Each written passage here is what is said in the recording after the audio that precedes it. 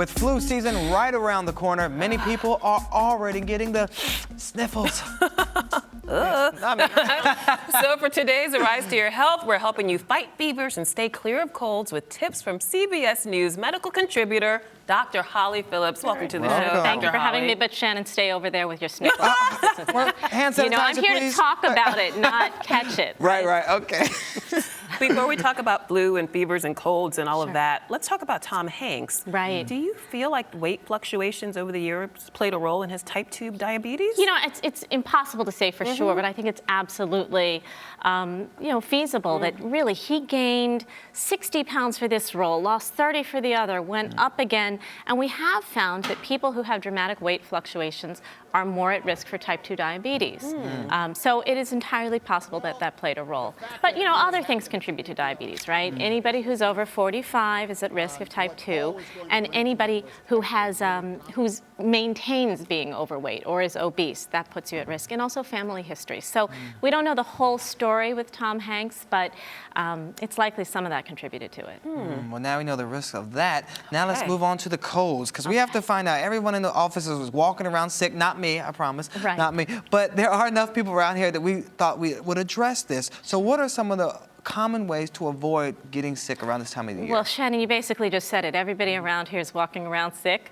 So Stay if you away are from them. sick, yeah, you really need to stay away from them. You know, there are a couple of really basic things. You've got to wash your hands maniacally. Okay. Remember, the viruses that cause the common cold, some of them can live on surfaces for 24 hours. So, you know, you think you share a computer with somebody at work, you're opening a door, anything that you touch, you can pick up those viruses. The other thing, and this is something we don't necessarily think about a lot, you have to try not to touch your face. Are you ever around people that, you know, they just kind of do this, and you see a lot of All the this, time. even if they're not sick, they just kind of do this and then shake your hand. It's that type of transmission that really raises your risk. And let's say you have the cold or the flu virus on your fingers, you rub your nose, well, then that's how you're going to catch it. There you go. So those are some of the very basic things. Stay hydrated.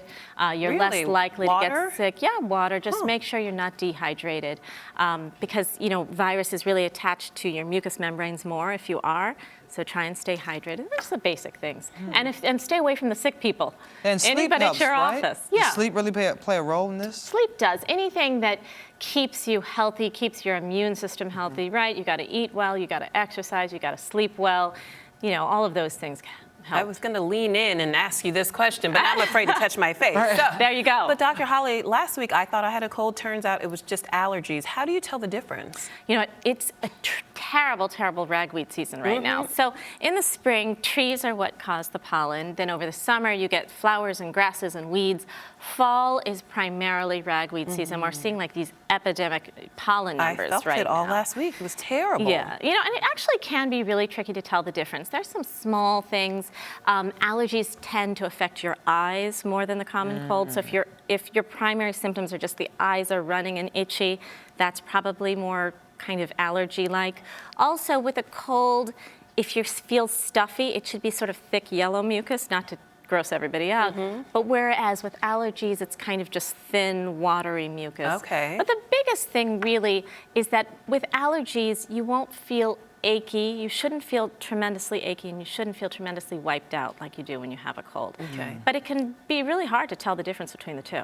What about when you start to feel worse than just a cold? What are some of the signs that your common cold is actually like the flu or something more serious? Right, right.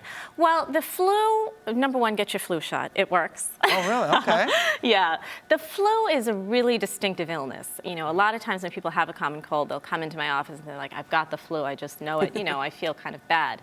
The flu isn't that. It really hits you like a Mack truck. I mean, grown adults end up with these fevers of 103, shaking chills. Your whole body really hurts. So it's one of those things that when you have it, you kind of know.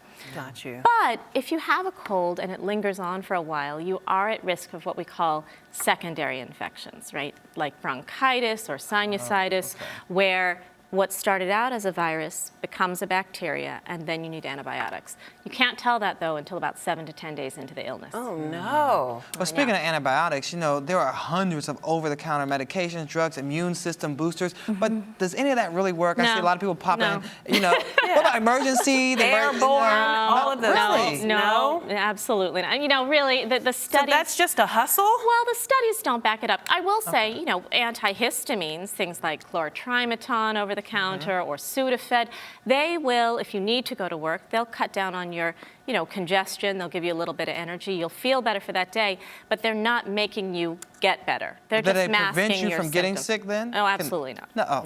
Well. So stop buying it. It's wasting my money. No. I mean, you know, the over-the-counter things are great to treat the symptoms of a cold. Okay. You know, unfortunately, even though I love to take vitamin C and echinacea, the studies really haven't backed those up. And in fact, a huge study just last year showed vitamin C did basically nothing. Oh, joy.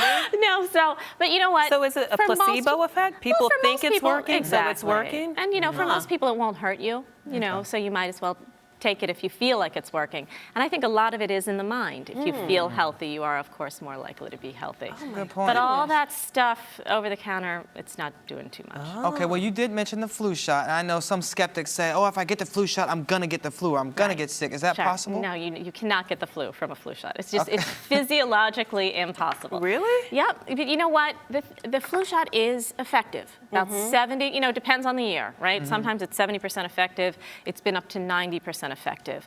But even if you get the flu after you've had the flu shot, it'll be a lighter course. Okay. So instead of having the flu for 2 weeks and being out of work and feeling like, you know, you're almost dead, it'll be just sort of a lighter type of viral infection. And anyone over the 6 months old can get a flu shot, right? Exactly. It's right now it's recommended for everybody 6 months and older. There's something else called a flu mist. Flu mist. Exactly, where you don't actually need a needle. They put it in your nose. Okay. And you can only have that if you're 50 years old or under. So how soon should you get your flu shot? At the start of the fall season? Yeah, they're out now. Okay.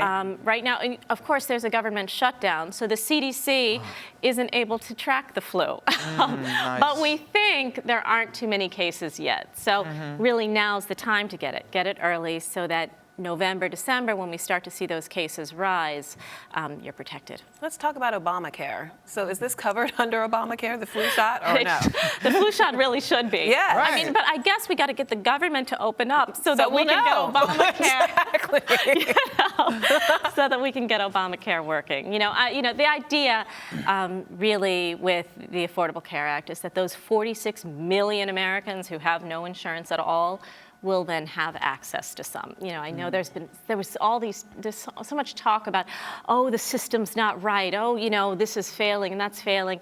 And I think, you know, to speak very frankly, I think a lot of people were waiting for it to fail, right? There were a lot of people who were very invested in waiting till the day when the market exchanges came to say, this isn't working. And nobody cares about it. Turns out a lot of people did. Exactly, exactly. So I hope, you know, we see a turnaround, but we got to get the government to open up first and get it moving. Well, you don't need Obamacare for grandma's chicken soup. So do those home remedies work? You know what? It's interesting that you said chicken soup. That is the one that there's some extreme science behind. Chicken soup really works. Not the medication, No. chicken noodle soup. Exactly, but you know, that's better. Why take medicine if you can do chicken soup? Yeah. Chicken soup decreases inflammation, and it also mobilizes what we call neutrophils. That's a part of our immune system that helps us to fight off both bacteria and viruses. So chicken soup works. Tea with honey and lemon works as well. Really? Lemon gets you some vitamin C. Whether or not that works is a different thing. What about a hot toddy? Always better. No, that's not the doctor in me talking. You sweat it out, right? Exactly. Or you have those old grandmothers that always say, all you need is an animal, baby. Just get you an animal. You'll be just fine. Oh, my God. Never wanted to take that advice That's from my only your grandmother. Oh, okay. Oh, geez. Okay, well, what is it?